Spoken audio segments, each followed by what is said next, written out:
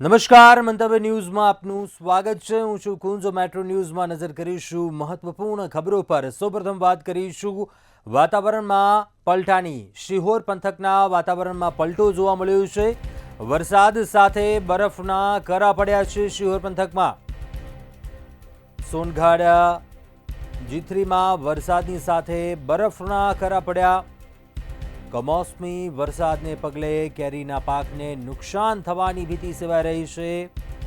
વરસાદ અને બરફના કરા પડતા વાતાવરણમાં ઠંડક પ્રસરી છે। વાતાવરણ ઠંડકમય બની ગયું છે તો બીજી તરફ કેરીના પાકને ભારે નુકસાન થયા હોવાની ભીતિ સેવાઈ રહી છે। ખેડૂતો ચિંતાતુર બન્યા છે।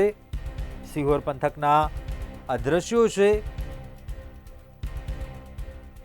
સોનગઢ જીથરીમાં વરસાદી માહોલ જોવા મળ્યો, સાથે બરફના કરા પડતા પાકને પણ મોટું નુકસાન થાય તેવી ભીતિ સેવાઈ રહી છે।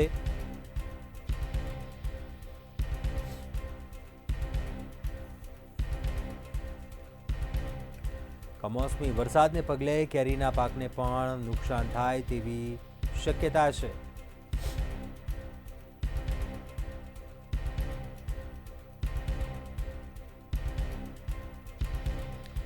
વધુ વિગતો મેળવીએ। સંવાદદાતા આશીષ ફોન લાઈન પર જોડાયા છે। આશીષ, શિહોર પંથકમાં કમોસમી વરસાદ કરા પડી રહ્યા છે, હાલ કેવા પ્રકારનું વાતાવરણ છે, કેવી સ્થિતિ?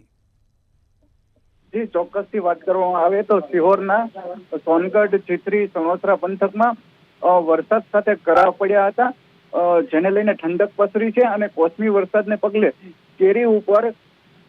કેરીના પાક ઉપર અસર થવાની સંભાવના રહી છે। ખેડૂતોમાં ચિંતાનો વિષય બન્યો છે અને વરસાદ પડતા ઠંડક પ્રસરી છે। જી આશીષ, પંથકના કયા કયા આસપાસના વિસ્તારો છે પ્રભાવિત થયા છે, જ્યાં વરસાદની અસર હોય, કમોસમી વરસાદ દેખાઈ રહ્યો છે, કયા કયા પંથક પ્રભાવિત થયા છે?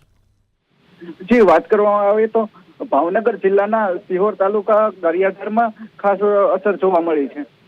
જી, આભાર જાણકારી આપવા બદલ।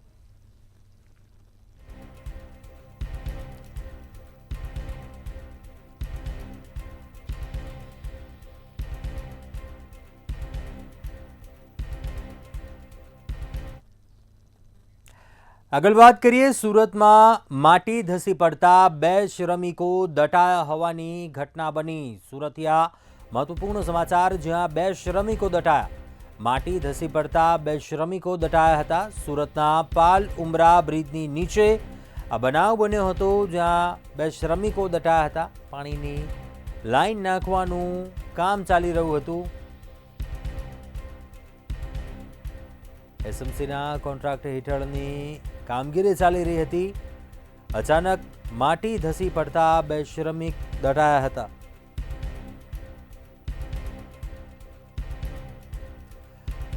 વધુ વિગતો સાથે સંવાદદાતા રાબિયા સાલે ફોન લાઈન પર જોડાયા છે। રાબિયા, સુરતમાં માટી ધસી પડતા 2 શ્રમિક દટાયા, શું બનાવ બન્યો હતો, શું વિગતો?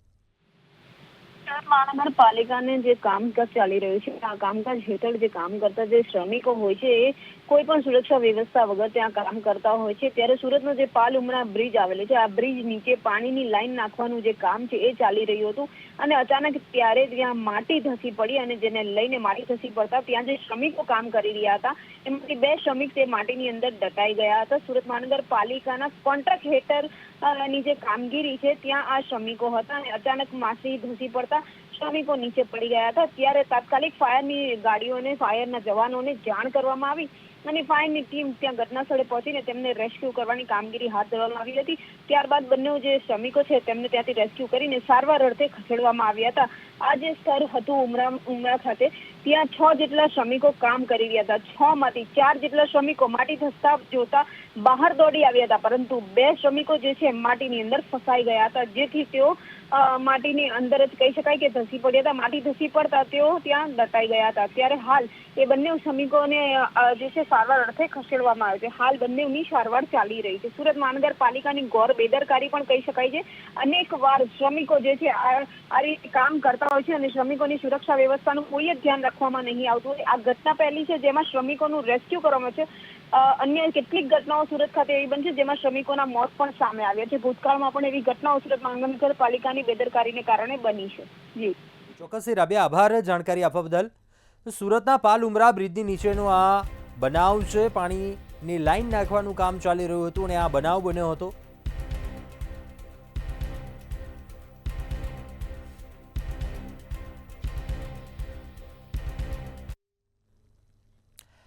અને મહત્વપૂર્ણ સમાચાર સામે આવી રહ્યા છે.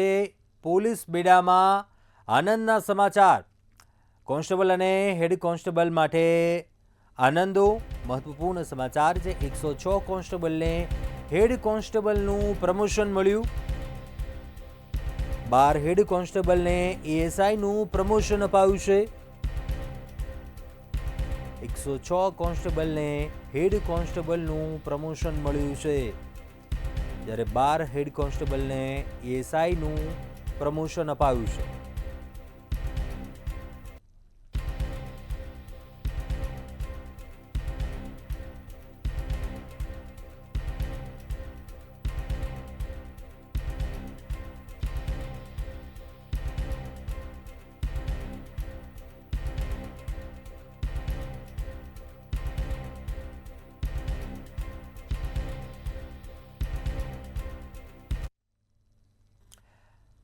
આગળ વાત કરીશું અમદાવાદથી. સમાચાર સામે આવી રહ્યા છે તેના પર. અમદાવાદમાં એટીએમ દ્વારા ચીટિંગનો મામલો સામે આવ્યો.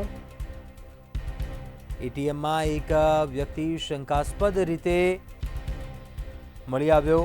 વ્યક્તિ પાસેથી 176 એટીએમ કાર્ડ મળી આવ્યા. ખિસ્સામાંથી પૈસા પણ મળી આવ્યા હતા.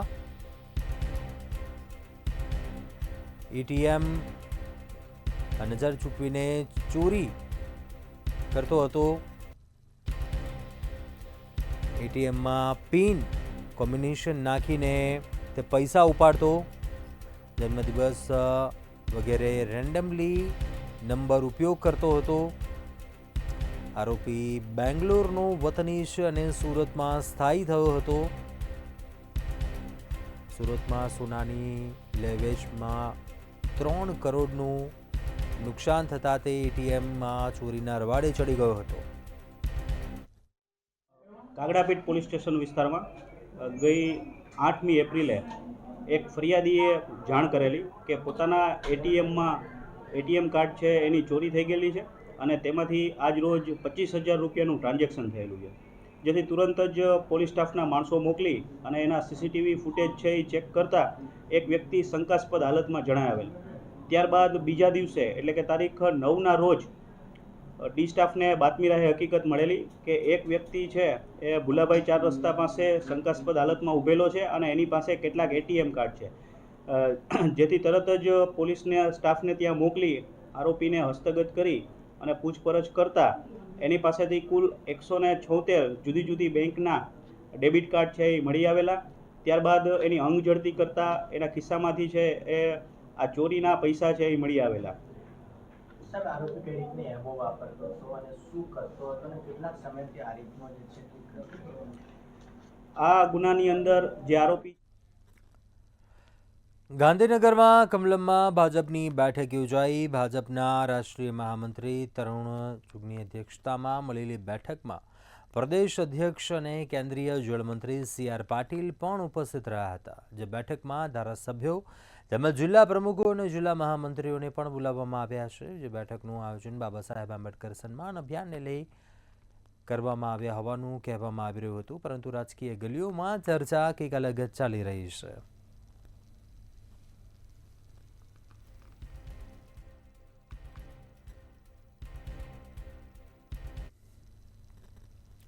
કોંગ્રેસના અધિવેશન બાદ ડીસીસીમાં બદલાવના અણસાર જોવા મળ્યા છે. સંગઠન સૃજન અભિયાન અંતર્ગત નિરીક્ષકોની નિમણૂક કરવામાં આવી છે.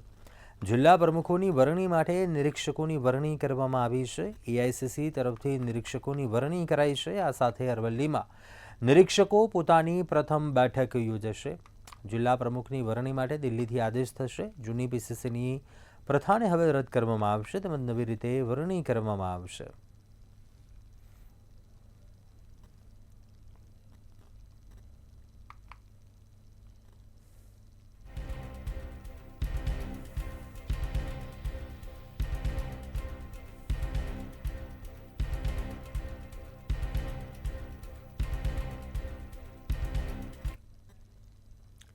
રાજકોટના સમર્પણ હોસ્પિટલ કૌભાંડનો મામલો સામે આવ્યો. ગાંધીગ્રામ પોલીસ દ્વારા 5 આરોપીની ધરપકડ કરાઈ છે. 40 લાખનું બોગસ મેડિક્લેમ કૌભાંડ પાસ કરવાનું સમર્પણ હોસ્પિટલની કુલ 2 ફાઇલ બની હતી. 40 લાખમાંથી થેરાપિસ્ટ ડોક્ટરને 10 લાખ મળવાના હતા. પોલીસ રિમાન્ડ દરમિયાન વધુ પૂછપરછ થશે.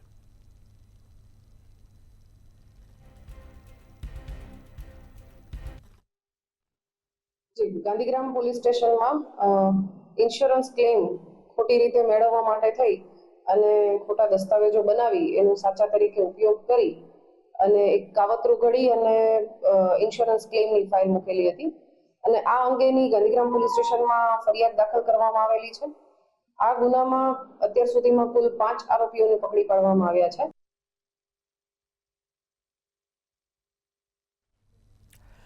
ગુજરાત એટીએસે નકલી ડોક્યુમેન્ટને આધારે લાયસન્સ મેળવીને હથિયાર ખરીદવાનું કૌભાંડ ઝડપ્યું હતું. અગાઉ 7 એજન્ટ, ત્યારબાદ હથિયાર ખરીદનાર 16 આરોપીઓ અને આજે 12 એપ્રિલે બીજા વધુ 16 આરોપીઓની ધરપકડ કરી છે. આ ઉપરાંત હથિયાર કેસમાં મુખ્ય આરોપી શોકત અલીની ધરપકડ કરી છે. 16 આરોપીઓ પાસેથી 15 હથિયાર અને 489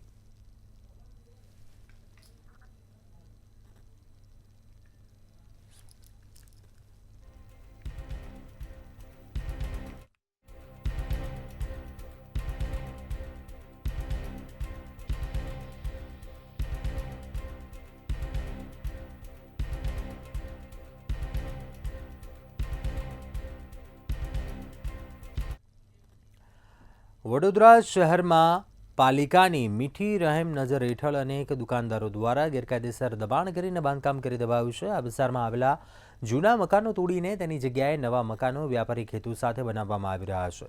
પાલિકા દ્વારા આવા તત્વોને છાવરવામાં આવી રહ્યા છે, જેને કારણે આવનારા સમયમાં કોઈ અનિચ્છનીય ઘટના સર્જાશે તો તેની જવાબદારી કોની રહેશે તેવા સવાલ સ્થાનિક નાગરિકોમાં ઉઠ્યા છે. એવી છે કે 4 દરવાજા વિસ્તારને વડોદરા એટલે સર સયાજીરાવ ગાયકવાડની નગરી. આજે બહુ દુઃખ થાય છે અમને કે આજે એની ઓળખ ગુમાવી રહી છે. 4 દરવાજામાં આખું વડોદરા વસેલું હતું. આજે જોવા જઈએ તો અહીંયા ફક્ત ને ફક્ત ગેરકાયદેસર દબાણો, ગેરકાયદેસર પાર્કિંગ, ગેરકાયદેસર બાંધકામ, એનું એક આખું જંગલ ઊભું થઈ ગયું છે. અહીંયા ગાડી કોર્પોરેશનની જે ફરજમાં આવે છે એ અધિકારીઓ કોઈ બિલકુલ કામ નથી કરતા. સર સયાજીરાવ ગાયકવાડની સ્વપ્ન દ્રષ્ટાની સંસ્કારી નગરી વડોદરા હવે ગેરકાયદેસર બાંધકામોની નગરી બની ગઈ છે. શહેરનો ઐતિહાસિક ધરોહર ધરાવતો માંડવી એટલે કે 4 દરવાજા વિસ્તારમાં અનેક ગેરકાયદેસર બાંધકામોને લઈને જાગૃત નાગરિકોમાં એક છૂપો રોષ જોવા મળી રહ્યો છે. વાત કરીએ શહેરના આ 4 દરવાજા વિસ્તારની તો હાલ અમે માંડવી આવી પહોંચ્યા છે અને આપ દ્રશ્યોમાં જે જુઓ છો એ પ્રમાણે આ માંડવીનો ઐતિહાસિક દરવાજો જે વડોદરાની ઓળખ કહી શકાય તેની પણ ખસ્તા હાલત થઈ છે. ઉપરાંત આ માંડવીના ચારે દિશાની અંદર આવેલા જે 4 દરવાજા વિસ્તાર છે એની અંદર લહેરીપુરા તરફ જતો જે રોડ છે ત્યાં અનેક બાંધકામો ગેરકાયદેસર રીતે કરવામાં આવી રહ્યા છે. કોમર્શિયલ બાંધકામોને ક્યારેય છૂટ આપતી નથી પાલિકા, તેમ છતાં પણ પાલિકાની જ મીઠી નજર હેઠળ વિવિધ પ્રકારની પરમિશનો લઈને બાંધકામ કરવામાં આવી રહ્યા છે. પહેલા રહેણાંક વિસ્તાર હતો ને રહેણાંક વિસ્તાર હવે ક્યાંક ને ક્યાંક રહેણાંક વિસ્તારનું વેપારીકરણ થયું છે અને ત્યાં નાનાથી લઈને મોટા અનેક શોરૂમો બની રહ્યા છે. ત્યારે અહીંના જે સ્થાનિક નાગરિકો છે તેઓ એક અવાજે વાત કરી રહ્યા છે કે શું પાલિકા આ પ્રકારની કામગીરી કરવાની પરવાનગી આપે છે. આ ઉપરાંત માંડવી પાસે જ જે પાલિકાની જે જમીન છે, જમીન ઉપર પોલીસ વિભાગ દ્વારા પોલીસ સબ કંટ્રોલ રૂમ બનાવી દેવામાં આવ્યો છે અને ત્યાં બેરિકેડ્સ લગાવીને એક તરફી દબાણ પણ કરવામાં આવ્યું છે. ખૂબ જ ભરચક અને ફૂલ ટ્રાફિક વાળા વિસ્તારની અંદર પોલીસની આ પ્રકારની કામગીરી અનેક શંકાઓ ઉપજાવે છે. જ્યારે વારજ ચીબડા કરે એવી સ્થિતિનું નિર્માણ થાય ત્યારે કોને કહેવું એ ઉક્તિ અનુસાર જે રક્ષક છે, જે લોકો સત્તા પર બેઠા છે, જેમનું કામ સમાજને મદદ કરવાનું હોય ને તે જ લોકો જ્યારે આ પ્રકારની કામગીરી કરે ત્યારે અનેક સવાલો ઉભા થાય છે. ખાસ કરીને પાલિકાના સત્તાધીશો આ પ્રકારની કામગીરી કરવા માટે પરવાનગી કેમ આપે છે તેવા સવાલ પણ ઉભા થાય છે. પણ અલબત્ત અહીંના જે સ્થાનિક નગર સેવકો છે, નગર સેવકોની ચૂપકીદી એ નગર સેવકોની ઈચ્છા શક્તિને કારણે જ કદાચ આ પ્રકારના દબાણો થતા હોય એમ લાગી રહ્યું છે. સ્થાનિક નગર સેવકો સાથે આ બાબતે વાત કરવાનો પ્રયાસ કરીશું, પરંતુ જે રીતે દબાણો થઈ રહ્યા છે, ખાસ કરીને જે ધંધાકીય હેતુથી બાંધકામો થઈ રહ્યા છે તેને લઈને સ્થાનિક નાગરિકો, સ્થાનિક રહીશોમાં ભારે રોષ જોવા મળી રહ્યો છે. કેમેરા પર્સન કેતન સિંધે સાથે તુષાર પટેલ, મંતવ્ય ન્યૂઝ, વડોદરા. કચ્છના આડેસરમાં દાદાનું બુલડોઝર ચાલ્યું છે. આડેસરના કુખ્યાત માથાભારેનો આશિયાનો તોડી પાડવામાં આવ્યો છે.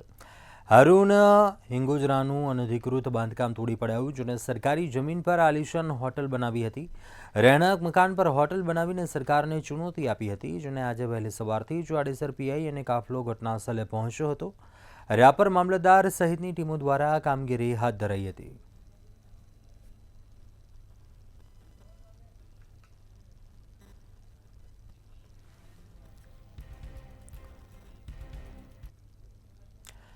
કચ્છના પંચરંગી શહેરમાં હાઈ પ્રોફાઇલ જુગારધામ પર પોલીસ દ્વારા દરોડા પાડવામાં આવ્યા હતા.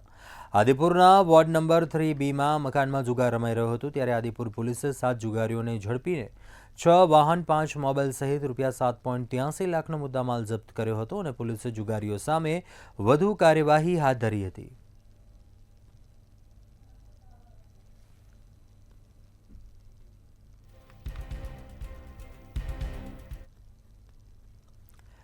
ગુજરાત આજે શિક્ષણ ક્ષેત્રે આગળ વધી રહ્યું છે. જેલમાં બંધ કેદીઓ પણ અભ્યાસ કરી પોતાનું જીવન સુધારી શકે છે.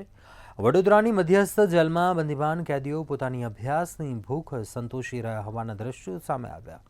રાજ્ય સરકારનું હર હંમેશા આયોજન રહ્યું છે, તેવી જ રીતે કેદીઓ પણ શિક્ષણના અધિકારથી વંચિત ન રહે તે માટે ગૃહ રાજ્યમંત્રી હર્ષ સંઘવીના નેતૃત્વમાં બંદીવાન કેદીઓને શિક્ષણ આપવાનું ઉમદા કાર્ય જેલોમાં થઈ રહ્યું છે. વધશે ગુજરાત રાજ્યના મુખ્યમંત્રી ભૂપેન્દ્ર પટેલનો એવો આગ્રહ છે કે રાજ્યનો કોઈ પણ નાગરિક શિક્ષણથી વંચિત ન રહેવો જોઈએ. એ માટે તેઓએ ખૂબ સરળ પ્રયત્નો કર્યા છે અને પ્રયત્નો આજે ખૂબ સારી રીતે સાફલ્યપૂર્વક યથાર્થ પણ થયા છે. એ જ પ્રકારે રાજ્યના ગૃહમંત્રીએ પણ આ જ વિચાર આવ્યો કે જો કોઈ પણ નાગરિક શિક્ષણથી વંચિત ન રહે તો જેલના કેદીઓ કેમ તેમાંથી બાકાત રહે, અને તે જ માટે તેઓ દ્વારા રાજ્યના પોલીસ વડા સાથે અને વિવિધ જેલોના સુપ્રિન્ટેન્ડન્ટ સાથે ચર્ચા કર્યા બાદ જેલમાં બંદીવાન કેદીઓને અક્ષર જ્ઞાન આપવાની એક મુહિમ ચલાવવામાં આવી છે. ત્યારે વડોદરા પણ તેમાંથી બાકાત નથી. વડોદરાની વાત કરીએ તો વડોદરા મધ્યસ્થ જેલની અંદર 900 થી વધારે કેદીઓ હાલ છે. ત્યારે તમામ કેદીઓને શિક્ષણનું મહત્વ સમજાવીને તેમને અક્ષર જ્ઞાન મળે તે માટેના પ્રયાસો જેલના સુપ્રિન્ટેન્ડન્ટ ઉષા મેડમ દ્વારા કરવામાં આવ્યા છે. ત્યારે ઉષા મેડમ આપણી સાથે છે, તેમની સાથે વાત કરીશું અને વડોદરા મધ્યસ્થ જેલની અંદર કેવા પ્રકારની કામગીરી કરવામાં આવે છે, બંદીવાન કેદીઓને કેવા પ્રકારનું શિક્ષણ આપવામાં આવે છે તે અંગેની માહિતી લઈશું. મેડમ, સૌથી પ્રથમ તો આ એક સહારણીય પ્રયાસ છે અને જે જેલમાં કેદીઓ પોતાની સજા કાપી રહ્યા છે તેઓને આ અક્ષર જ્ઞાન આપીને સમાજમાં ફરીથી પુનઃસ્થાપિત કરવાનો યથાર્થ પ્રયાસ કરી રહ્યા છે, તે બદલ શુભેચ્છા. શું છે સમગ્ર વિગત અને કેવી રીતે આ કામગીરી જેલમાં કરવામાં આવે છે તે અંગે જણાવો. વડોદરા સેન્ટ્રલ જેલમાં સાક્ષરતાના ક્લાસ રોજે ચાલે છે, ડે ટુ ડે, અને લગભગ 20 થી 25 જેટલા કેદી ભાઈઓ છે આ સાક્ષરતાની ટ્રેનિંગ લઈ રહ્યા છે. સાથે સાથે ઇન્દિરા ગાંધી ઓપન યુનિવર્સિટી છે, એમાં 150 જેટલા લોકો છે શિક્ષણ લઈ રહ્યા છે. ફૂડ એન્ડ ન્યુટ્રિશનનો જે કોર્સ છે એ લોકો કરી રહ્યા છે. બાબા સાહેબ આંબેડકર યુનિવર્સિટી છે, એમાં 200 જેટલા લોકો છે શિક્ષણ લઈ રહ્યા છે. જીવવાની મતલબ એક સરસ જીવન જીવવાની કોશિશ કરી રહ્યા, અને આશા છે કે બહાર નીકળશે ત્યારે બહુ જ સારા માણસ બનીને બહાર નીકળશે. ચોક્કસથી જે સુપ્રિન્ટેન્ડન્ટ ઉષા રાડાજીનું કહેવું છે કે જે રીતે તેમના પ્રયાસો છે, આ પ્રયાસો બાદ હવે પરિણામ પણ તેમને મળી રહ્યા છે. જેલમાં બંદીવાન કેદીઓનું જીવન સુધરે, સમાજમાં તેઓ પોતાની નવી ઓળખ સાથે આવનારી જિંદગી વિતાવે તેવા તમામ પ્રયાસો જેલ સત્તાધીશો દ્વારા કરવામાં આવે છે. અલબત્ત ખુદ સુપ્રિન્ટેન્ડન્ટનું કહેવા પ્રમાણે જે રીતે એમનામાં બદલાવ આવ્યો છે, બદલાવથી તેઓ પણ ખુશ છે. ત્યારે સરકારની આ જે મુહિમ છે ચોક્કસથી રંગ લાવી છે અને કહી શકાય કે બંદીવાન કેદીઓના જીવનમાં જે અંધકાર રૂપી અક્ષર જ્ઞાન હતું તે હવે સાક્ષરતા રૂપે પ્રકાશમાન થશે. કેમેરા પર્સન કેતન સિંધે સાથે તુષાર પટેલ, મંતવ્ય ન્યૂઝ, વડોદરા. વડોદરા શહેરના માંજલપુર વિસ્તારમાં રહેતા યુવકને બુટલેગર દ્વારા માર મારવાની ઘટના સામે આવી. માંજલપુર વિસ્તારમાં રહેતા સૌરભસિંહ જાદવને માંજલપુર પોલીસ મથકે દારૂ પીધેલાનો કેસ લાવવામાં આવ્યો હતો. ત્યારે સૌરભસિંહ જાદવને જામીન ઉપર મુક્ત કરવામાં આવ્યો હતો. આ બાબતે અમદાવાદ સિવિલ હોસ્પિટલ ખાતે સૌરભનું સારવાર દરમિયાન મોત નીપજ્યું હતું. ત્યારે પરિવારજનોએ પોલીસની કામગીરી પર સવાલ ઉભા કરીને આક્ષેપ લગાવ્યા હતા. વડોદરાના માંજલપુર વિસ્તારમાં રહેતા એક યુવક જેનું નામ સૌરભસિંહ જાદવ છે, તેને મકરપુરા પોલીસ સ્ટેશનમાં 7મી તારીખે દારૂ પીવાની બાબતને લઈને પોલીસ દ્વારા તેના ઉપર ગુનો નોંધવામાં આવ્યો હતો અને ત્યારબાદ આ યુવકની પત્નીને બીજા દિવસે એટલે કે તારીખ 8ના રોજ જામીન ઉપર મુક્ત કરવામાં આવ્યો હતો અને ત્યારબાદ આ જે યુવક છે એ યુવક કોઈ કારણોસર વડોદરાથી બહાર નીકળ્યો હતો અને પાલનપુર ખાતે પહોંચ્યો હતો. પાલનપુર પહોંચ્યા બાદ તેને સારવાર માટે હોસ્પિટલમાં ખસેડવામાં આવ્યો હતો અને હોસ્પિટલમાંથી અમદાવાદ ખાતે વધુ સારવાર માટે તેને ખસેડાયા બાદ અમદાવાદમાં ગત રોજ એનું મોત થયું હતું, જેને લઈને પરિવારજનોએ પોલીસ વિભાગ ઉપર આક્ષેપ કર્યા હતા. પોલીસ વિભાગ ઉપર આક્ષેપ જે કરવામાં આવ્યા છે તેમાં સ્પષ્ટ કહેવામાં આવ્યું છે કે જાણીતા બુટલેગર શિવા દ્વારા જે સૌરભ છે તેને મારવામાં આવ્યો હતો અને સમગ્ર મામલે પોલીસે પણ શંકાસ્પદ ભૂમિકા ભજવીને ક્યાંક ને ક્યાંક સૌરભ પાસે બળજબરીપૂર્વક વિડીયોથી તેનું નિવેદન લેવામાં આવ્યું હતું અને સમાધાન કરવામાં આવ્યું હતું. અલબત્ત જે રીતે આક્ષેપ પરિવારજનોએ કર્યા છે તેને લઈને અનેક વિવાદો, અનેક સવાલો માંજલપુર પોલીસ સ્ટેશન ખાતે ઉભા થયા છે. પોલીસ સ્ટેશનના આલા અધિકારીઓ સાથે વાત કરતા તેઓએ સ્પષ્ટ જણાવ્યું હતું કે આવી કોઈ ઘટના બની નથી, પરંતુ જે રીતે સૌરભ છે તેના ઉપર દારૂ પીધરાનો કેસ કરવામાં આવ્યો હતો અને ત્યારબાદ બીજા દિવસે તેને જામીન પણ આપી દેવામાં આવી હતી અને ત્યારબાદ માંજલપુર પોલીસ ખાતે તેને લઈને આગળના કોઈ અપડેટ્સ નથી, પરંતુ જે રીતે આખી ઘટના બહાર આવી છે તેને લઈને માંજલપુર પોલીસની કામગીરી પર અનેક સવાલો ઉભા થયા છે. ત્યારે હવે જોવાનું એ રહેશે કે જે મૃતક સૌરભસિંહ છે તેના પરિજનોએ જે આક્ષેપ કર્યો છે એ આક્ષેપ કેટલો સાચો છે અને પોલીસ શું ખરેખર આ સમગ્ર મામલામાં જવાબદાર છે કે કેમ. કેમેરા પર્સન કેતન સિંધે સાથે તુષાર પટેલ, મંતવ્ય ન્યૂઝ, વડોદરા. સુરતના અકળામુખી હનુમાનજી મંદિરે હનુમાનજી જન્મોત્સવ નિમિત્તે ઘોડાપુર ઉમટ્યું હતું. ભક્તોએ સંકટમોચનના દર્શન કરી ધન્યતા અનુભવી. હનુમાનજીનો આજે જન્મોત્સવ છે, તેથી આજરોજ હનુમાનજીની ભક્તિ ભાવનાનું અનેરું મહત્વ રહેલું છે. આજરોજ હનુમાનજી જન્મોત્સવ દેશભરમાં શ્રદ્ધાપૂર્વક ઉજવણી કરવામાં આવી, ત્યારે સુરત જિલ્લામાં વિવિધ હનુમાન મંદિરોમાં સવારથી જ ભક્તોની ભીડ જામી હતી. હનુમાનજીનો આજે જન્મોત્સવ છે, તેથી આજરોજ હનુમાનજીની ભક્તિ ભાવનાનું અનેરું મહત્વ રહેલું છે. 20 વર્ષોથી આવું છું અહીંયા અમે અહીંયા ચલથાણ ગામમાં રહેતા છે, એટલે અમે દર શનિવારે અહીંયા ફેમિલી સાથે જ આવતા છે. કઈ વાર અમે એકલી બી આવું છું, ફ્રેન્ડ સાથે બી આવું છું, અમુક વાર અમારે ફેમિલી સાથે આવું, અમુક વાર અમને અહીંયા બહુ આનંદ લાગે છે. આજે અહીંયા આવીને એકદમ મન ખુશ થઈ જાય છે કે આ બધું જોઈને ને અમે ફૂલ ફેમિલી સાથે આવીએ છીએ અહીંયા ને આજે તો બધા જ આવ્યા છે. હનુમાન દાદા ઉપર અમને બહુ શ્રદ્ધા છે, તે એમના દર્શન કરવા માટે આવ્યા છે ને અહીંયા ઘણા બધા લોકો પણ આવ્યા છે, એમની પણ બહુ મનોકામના બધી પૂર્ણ થાય છે. કડોદરા ખાતે રહેતો એક માછીમાર કે જેની ગાય દરરોજ એક જગ્યાએ આપમેળે દૂધ આપીને જતી રહેતી, ત્યારે આ દ્રશ્ય જોઈને માછીમારી તપાસ કરતા સ્વયંભૂ હનુમાનજી પ્રગટ થયા અને આમ એક બાદ એક દાદાની મૂર્તિઓ પ્રગટ થતી ગઈ. ત્યારે બાદ 11 મુખ થયા, ત્યારથી જ અકળામુખી 11 મુખવાળા હનુમાનજી કહેવાયા. આવો સાંભળીએ અકળામુખી હનુમાનજીનો ઇતિહાસ. આજે ઉજવણી બહુ મોટા પાયે થવાની છે. હનુમાનજીનો આજે જન્મદિવસ છે, આજે પૂનમ છે અને શનિવાર છે, સુપવિત્ર દિવસ કહેવાય આજનો. અને હનુમાનજીની આપણે જે પ્રાચીન મૂર્તિ આવેલી છે 11 મુખી હનુમાનજી મહારાજ છે. હનુમાનજીના 11 મુખ છે અને બહુ પ્રાચીન મૂર્તિ છે. આ મૂર્તિ લગભગ 200 થી 300 વર્ષ જૂની મૂર્તિ છે. આજરોજ હનુમાન જયંતિ અને યોગાનો શનિવાર પણ છે, ત્યારે અકળામુખી હનુમાનજી મંદિર ટ્રસ્ટ દ્વારા આજરોજ ધામધૂમથી હનુમાન જયંતિ ઉજવવાનું આયોજન કરેલ છે, જેમાં 35થી વધુ જોડાઓ સવારે 7 વાગ્યાથી પૂજા હવન કાર્યમાં બેઠા છે અને સાંજે 4 વાગે આ પૂજાની જ્યારે પૂર્ણાહુતિ કરવાની છે અને સાંજના લગભગ 12 થી 15,000 થી વધુ લોકોનું મહાપ્રસાદનું આયોજન કરવામાં આવ્યું છે. હનુમાન જન્મોત્સવના પાવન પ્રસંગે હનુમાન ચાલીસા તેમજ હનુમાન યાગ સહિતના ધાર્મિક કાર્યક્રમોનું આયોજન કરવામાં આવ્યું હતું, જેમાં ભાવિક ભક્તોએ યાગનો લાભ લીધો હતો. તો બીજી તરફ 10,000થી વધુ ભાવિક ભક્તોએ ગુંદી ગાંઠિયાનો મહાપ્રસાદ લઈને દાદા સમક્ષ શીશ ઝુકાવી સંકટ હરવા માટે પ્રાર્થના કરી દાદાના શણગારનો લાહો લઈને ધન્યતા અનુભવી હતી. અક્ષય મકવાણા, મંતવ્ય ન્યૂઝ, સુરત. દેશભરમાં હનુમાન જન્મોત્સવની ધામધૂમપૂર્વક ઉજવણી કરવામાં આવી, ત્યારે અમદાવાદના રાચરડામાં આવેલ સંકટમોચન મહાવીર હનુમાન મંદિર ખાતે ભવ્ય શોભાયાત્રા અને સુંદરકાંડનું ભવ્ય આયોજન કરવામાં આવ્યું હતું. વહેલી સવારે 7 વાગ્યાથી જ ભવ્ય શોભાયાત્રાનું આયોજન કરવામાં આવ્યું હતું અને દિવસ દરમિયાન અહીં આખો દિવસ સુંદરકાંડ પાઠ પઠન તેમજ મહાપ્રસાદનું પણ આયોજન કરવામાં આવ્યું હતું. જે હનુમાન જયંતીનું શુભ અવસર છે અને આજે આ મંદિરમાં સવારથી અલગ અલગ પ્રકારના વિવિધ કાર્યક્રમ યોજાય છે. સવારે અહીંયા પહેલાં હવનનું પ્રોગ્રામ થયું, પછી શોભાયાત્રા નીકળી અને હવે અત્યારે સુંદરકાંડનું પાઠ પત્યું છે. એટલે આજે બહુ જ એક આનંદનું દિવસ છે અને બહુ જ ઉત્સાહપૂર્વક વાતાવરણ છે અહીંયા અને અમે બધાને બહુ જ મજા પડે છે. હનુમાન દાદાનું આશીર્વાદ અહીંયા બધા પર એવી રીતે રહે એ જ અમારી શુભકામનાઓ છે.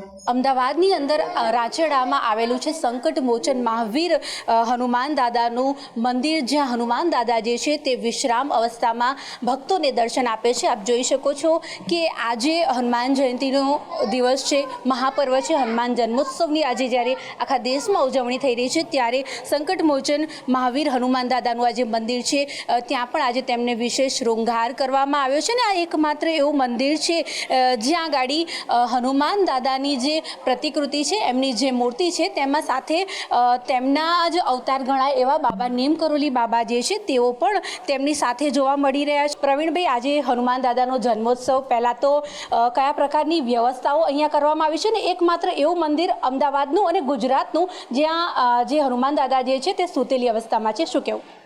6 મહિના પહેલાં નીમ કરોલી બાબાના આશીર્વાદથી 23 ઓગસ્ટ 2024માં આ દિવ્ય મંદિરની પ્રાણ પ્રતિષ્ઠા કરવામાં આવી હતી. આ ભારત વર્ષનો ચોથો એવું દિવ્ય મંદિર છે જ્યાં હનુમાનજી વિશ્રામ કરતી અવસ્થામાં છે. આ મૂર્તિ 2 ટન 2000 કિલોની આ મૂર્તિ છે અને હનુમાનજીના પગમાં અવિરાવણ છે, જોડે જોડે મકરધ્વજ જે હનુમાનજીનો પુત્ર એમની ફોટો છે અને હાથમાં રામ લક્ષ્મણની ફોટો છે, નીચે પાતાળ લોક છે.